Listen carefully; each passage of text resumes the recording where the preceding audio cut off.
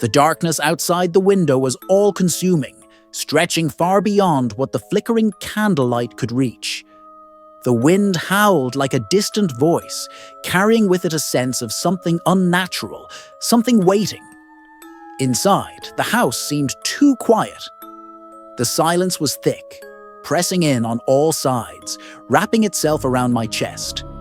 My fingers trembled as I reached for the glass of water on the table, the only sound the gentle clink of the glass against the wood. This wasn't supposed to be happening. I thought I was safe here. But as the night stretched on, I began to feel like the walls themselves were closing in on me. Something was watching, something was waiting. It wasn't a feeling I could shake, no matter how much I tried to convince myself that it was just the isolation playing tricks on my mind. I glanced over at the old clock on the wall.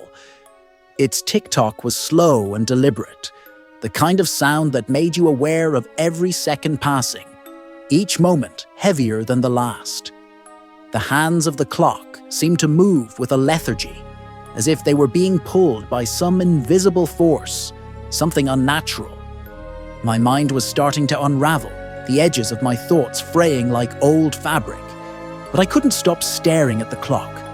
It felt like the world was holding its breath, waiting for something to happen. And then, in the stillness of the room, I heard it. A soft, echoing thump from upstairs. It wasn't the creak of the house settling. I knew that sound. It was too deliberate, too rhythmic. Another thump followed, closer now, and my heart raced in my chest. The air grew thick with tension, the walls pressing in closer with every breath I took. I set the glass down, my hand shaking, my breath catching in my throat. I should have left. I should have never come here. But it was too late for that now. I grabbed the flashlight from the table, the beam of light cutting through the shadows, as if pushing them back for just a moment. The staircase loomed ahead, its wooden steps creaking as I made my way up, the light casting long, distorted shadows across the walls. Each step felt like a betrayal, the floorboards groaning under my weight. But I couldn't turn back now. Whatever was upstairs, whatever was waiting, I had to face it. At the top of the stairs, I hesitated. The hallway stretched out before me, lined with doors that seemed to lead into darkness. The house was old, too old, and the air smelled musty, like the scent of forgotten things. The floor was cold under my bare feet, sending a shiver up my spine. I swallowed hard, my throat dry, and took a step forward. The beam of my flashlight quivered, but I forced myself to keep going. Then I saw it. A door at the end of the hallway, slightly ajar.